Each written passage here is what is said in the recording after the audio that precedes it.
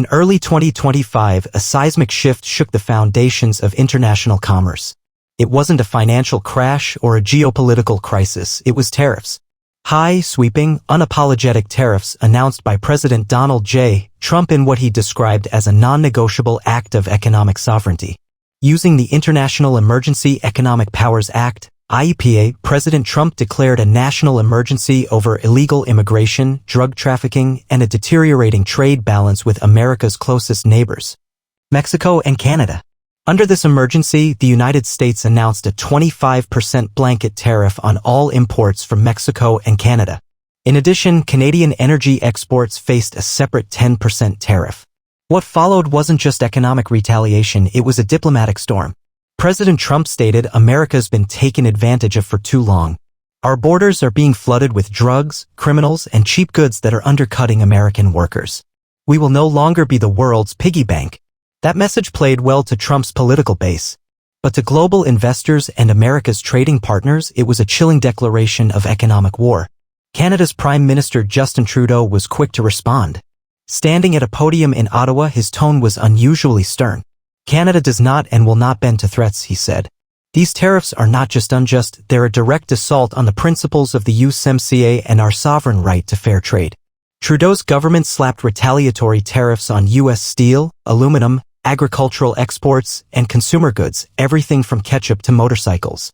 He accused Trump of attempting to economically destabilize Canada, hinting at a radical theory that Trump's ultimate goal was to force economic dependency, potentially even leading toward the annexation of Canada into U.S. control. The Canadian media exploded. Headlines screamed economic warfare and Trump's takeover playbook. Though the annexation theory was largely dismissed by economists as political hyperbole, the mistrust between the two nations hadn't been this deep in decades. Meanwhile, in Mexico City, President Claudia Sheinbaum called the tariffs a flagrant violation of our mutual agreements and a slap in the face to regional cooperation. Her administration responded by targeting U.S. exports in sensitive sectors including agriculture, automotive parts, and electronics, hitting rural America and U.S. manufacturing where it hurt most. But the Mexican government didn't stop at tariffs. They halted several cross-border infrastructure projects, suspended joint drug interdiction operations, and even proposed banning U.S. government agencies from accessing Mexican supply chain data. The ripple effect was immediate. Wall Street panicked. The Dow dropped over 1,500 points in a week. Multinational corporations with North American operations issued emergency investor calls. Economists warned of inflation spikes, job losses, and a possible recession if the standoff dragged on. And beyond North America, the world began to notice. China, still locked in its own long-standing trade tension with the U.S., saw an opportunity. Beijing extended quiet invitations to both Canada and Mexico, suggesting new bilateral trade agreements and technological partnerships. The European Union, similarly rattled by U.S. unilateralism, began talks with Mexico to deepen EU-Mexico economic ties. It wasn't just about tariffs anymore, it was about alliances. Old trade blocs were being questioned. New partnerships were being drafted in backrooms across the globe.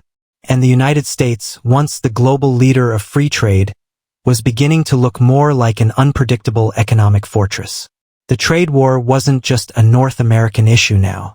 It was a global chess match, and Washington had just made a bold, if controversial, opening move. As the dust settled over Washington, Ottawa, and Mexico City, the echoes of the trade war began to ripple outward fast and wide. What started as a North American confrontation now threatened the very fabric of global trade alliances. The European Union was among the first to react. Still nursing bruises from past U.S. tariffs under Trump's first administration, the EU wasn't caught off guard this time. Within days, Brussels announced it would be slashing steel imports by 15%, effective immediately. Though the policy was aimed broadly, it was a thinly veiled countermeasure targeting the influx of North American steel redirected from the U.S. market. European steel manufacturers applauded the move, but others in the EU feared this protectionism could trigger a larger global slowdown. European Commission President Ursula von der Leyen spoke candidly during a press conference in Paris. "If the U.S. chooses to isolate itself, we must adapt. We will protect European industries, and we will seek new partners who value fairness and reciprocity in trade." That search for new partners pointed in a familiar direction: Asia. China, still navigating its own complex trade relationship with the U.S., saw an opportunity to step into a leadership role on the global economic stage. Within weeks, Chinese diplomats were spotted in Mexico City and Ottawa, offering expanded access to Chinese markets, favorable credit terms, and cooperative infrastructure projects under the Belt and Road Initiative. In Beijing, President Xi Jinping addressed the National People's Congress. Trade is not a weapon. It is a bridge. When others tear down bridges, China builds them. That remark, though diplomatically worded, was clearly aimed at the White House. And it found its audience not just in government halls, but in boardrooms worldwide. International corporations began shifting supply chains. American companies heavily dependent on Mexican manufacturing faced new cost realities. Automakers like Ford and GM warned that vehicle prices would rise significantly due to increased costs on imported parts and materials. Meanwhile, Canadian energy firms warned of reduced exports and potential job losses due to the 10% energy tariffs, particularly in oil-rich Alberta. But it wasn't just the big players that were affected. Small businesses across North America were thrown into chaos.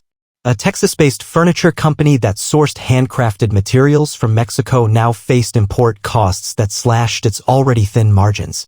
Farmers in Iowa who once exported soybeans and pork to Mexico now found themselves priced out of the market by retaliatory tariffs and faced mounting losses.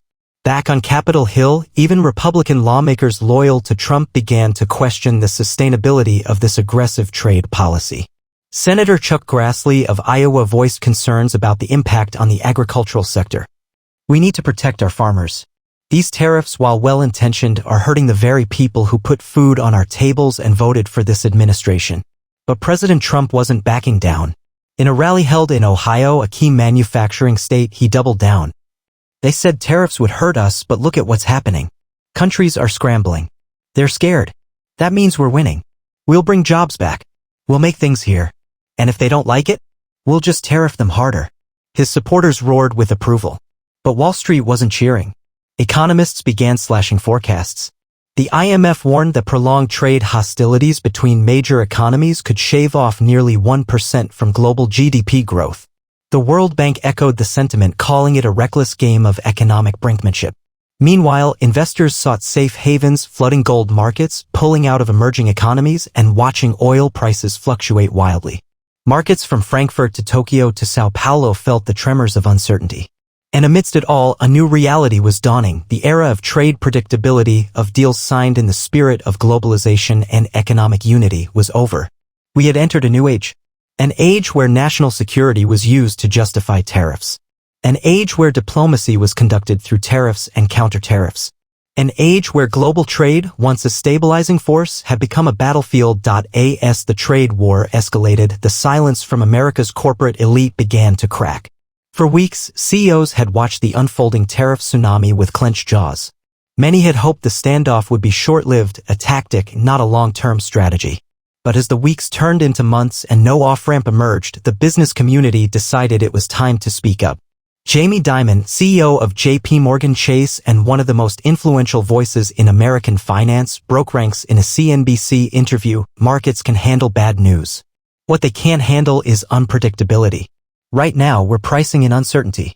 On trade, supply chains, global demand. That's not sustainable. His words rippled through Wall Street. Soon after, Apple CEO Tim Cook joined in, stating that tariffs on components sourced from Mexico would likely increase the price of iPhones for American consumers. Amazon, Walmart, and Target executives warned of price hikes across the board, particularly on electronics, household goods, and fresh produce. Even Elon Musk, usually a wild-card voice in U.S. industry, tweeted, "Tariffs may sound strong, but they weaken the future. We need trade, not walls." What had started as a political maneuver was now becoming a full-blown economic crisis. In Ohio, a medium-sized auto parts supplier called Columbus Forge Tech announced layoffs of 400 workers, nearly 60% of its staff. CEO Carla Mendoza addressed local media with tears in her eyes. "We've been a proud American company for 30 years. We've weathered downturns, recessions, even COVID. But we can't compete with these tariffs choking our costs. This isn't patriotism. It's punishment. Her story wasn't unique. Across the U.S., small and mid-sized manufacturers, the so-called backbone of America, were being squeezed. The costs of raw materials were up. Export demand was down. And competitors overseas were seizing the moment to lure away customers. Even large corporations with global reach began reconsidering their U.S. investments. BMW paused a $2 billion expansion in South Carolina. Intel hinted it might shift a new chip fabrication project to Ireland instead of Arizona. Multinational sentiment was shifting. The U.S., once the most business-friendly nation in the world, was now being seen as volatile and protectionist. Meanwhile, unions were split. Some blue-collar workers supported the tariffs, convinced that foreign competition was killing their jobs. But others saw the damage firsthand. One striking case came from Detroit, where the United Auto Workers held a town hall meeting. One steelworker stood up and said, "I get it. We're trying to protect our jobs. But if our automakers can't sell abroad and are forced to lay us off, what's the point of protection?" There was no easy answer. And while American industries were struggling, foreign competitors were adapting, and fast. In Germany, carmakers began pivoting away from U.S. imports. In South Korea, electronics companies announced new partnerships with Canadian and Mexican suppliers to fill gaps left by U.S. restrictions. Even in Africa, trade ministers began reevaluating American partnerships, favoring less combative alternatives like China and the EU. The global economic map was being redrawn, not with treaties, but with reactionary deals born from frustration with U.S. tariffs. And then came the bombshell. A leaked State Department memo revealed that several U.S. allies, including Japan, Australia, and the UK, had secretly formed a trade council designed to circumvent American unpredictability. The group aimed to create a new trade framework that minimized exposure to U.S. tariff volatility. They weren't abandoning the U.S., but they were hedging against it. When questioned by reporters, a UK diplomat said off the record, "We love our American friends, but if they're going to use trade as a weapon, we have to build shields." The American government was quick to downplay the leak. But it was clear, the world was preparing for a future where U.S. trade policy was not a stable anchor, but a storm that needed constant navigation. The business community had sounded the alarm. The world was recalibrating. And the question on everyone's mind was, where does this end? By mid-2025, the global landscape wasn't just changing, it was combusting. What began as economic disagreements had mutated into diplomatic standoffs. Embassy meetings were growing tense. Long-standing trade allies were engaging in cold-shouldered talks. U.S. delegations abroad were met with increasing skepticism, if not outright hostility. And world leaders were now openly questioning America's reliability as a trade partner.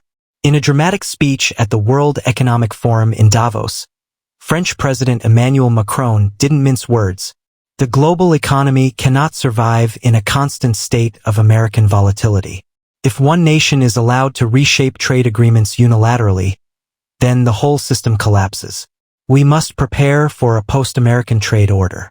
The comment sent shockwaves across the diplomatic world. It was the first time a major U.S. ally had spoken so openly about moving past American leadership in global trade. The phrase post-American order began trending on social media, appearing in think tank reports, news panels, and government briefings worldwide. Back home, Trump dismissed Macron's comments as French whining, declaring at a rally in Florida, "We don't need Davos. We don't need globalists. We need American jobs and American strength. That's what we're doing. And if they don't like it, tough." But not everyone was cheering. Inside the U.S. State Department, there was growing concern that America's diplomatic capital, built over decades, was eroding faster than anyone anticipated. Leaked cables revealed urgent recommendations from career diplomats urging the White House to moderate its approach before key allies pursued formal alternatives to U.S.-led trade frameworks. One of the cables, addressed directly to the National Security Council, read, "Without soft power and economic cooperation, we risk isolating ourselves, not as a moral stance, but as a consequence of our own unpredictability. The White House ignored the warnings. Instead, the administration doubled down. In July, a new round of tariffs was announced, this time on South Korean electronics, Indian textiles, and even pharmaceuticals from the European Union. The official reason? National security and strategic dependence. But to many, it seemed like the administration was weaponizing trade to push a broader agenda, reshaping America's global role from partner to protector. The consequences were immediate.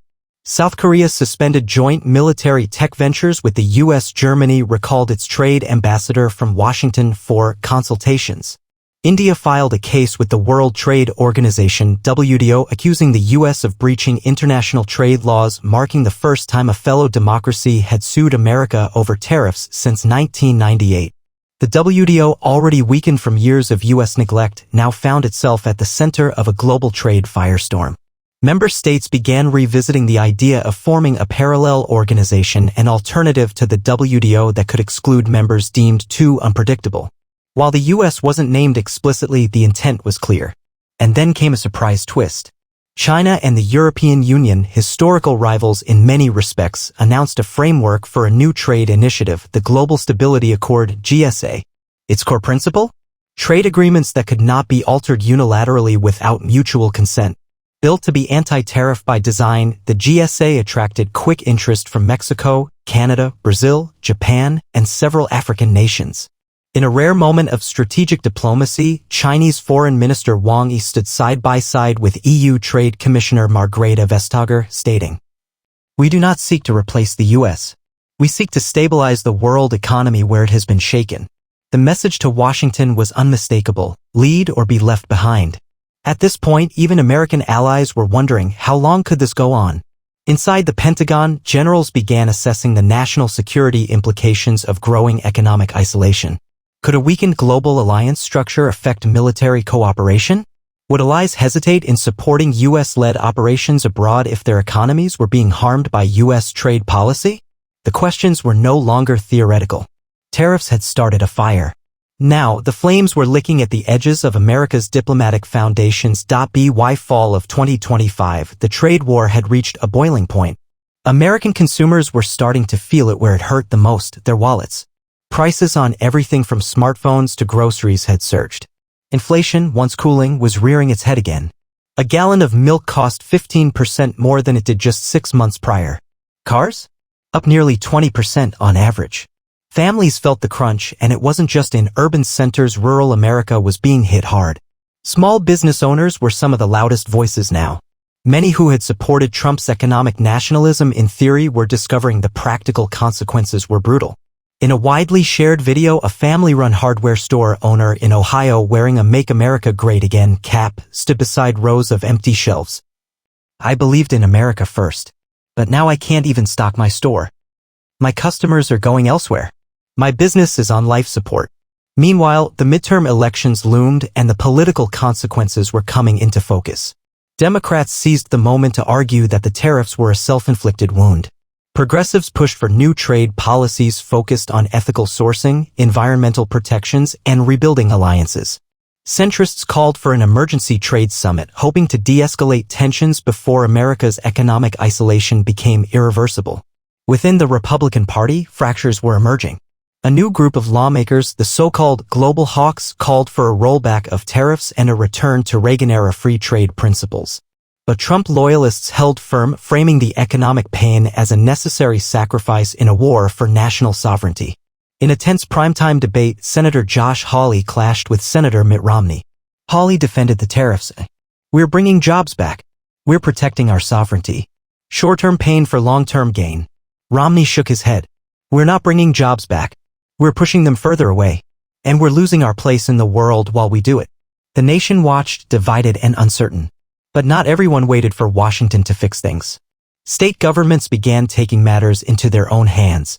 California's governor announced a new trade mission to Southeast Asia aimed at bypassing federal policy through state-level deals. Texas began talks with Canada about a cross-border energy corridor. These moves, while legally complex, signaled a new era, states acting as semi-independent economic agents on the world stage. The White House responded with legal threats, but enforcement proved tricky. The federal government was losing not just influence abroad, but control at home. And yet, amid the chaos, signs of hope emerged. Grassroots coalitions of farmers, manufacturers, economists, and even former trade negotiators formed a new organization called Americans for Smart Trade, AST. Their mission: promote balanced trade policies that combined fair competition with global cooperation. AST hosted town halls, launched ad campaigns, and published alternative trade frameworks. Their slogan? Strength through stability. Young voters, increasingly global in mindset, rallied to the cause. University campuses lit up with debates and forums. Business schools invited diplomats from the EU, Japan, and Brazil to speak about alternative trade models. A new generation was waking up not just to the consequences of trade policy, but to the idea that America's economic destiny was intertwined with the world, not separate from it. And then came a pivotal moment. Under immense pressure and facing plummeting poll numbers, the Trump administration announced it would attend a Global Trade Reset Summit in Geneva, hosted jointly by the WTO, EU, and ASEAN. Though framed as a negotiation on U.S. terms, insiders confirmed it was a concession, a recognition that the current path had limits. As leaders from around the world convened, one thing was clear. Global trust in the U.S. had been shaken, but not shattered. What happened next would depend not just on presidential power, but on the will of the American people, businesses, workers, voters who now understood how deeply the world's economy was woven together. Tariffs may have started as a strategy to regain control. But in the end, they reminded America of something far more important. That leadership in the global economy isn't claimed through force, it's earned through partnership.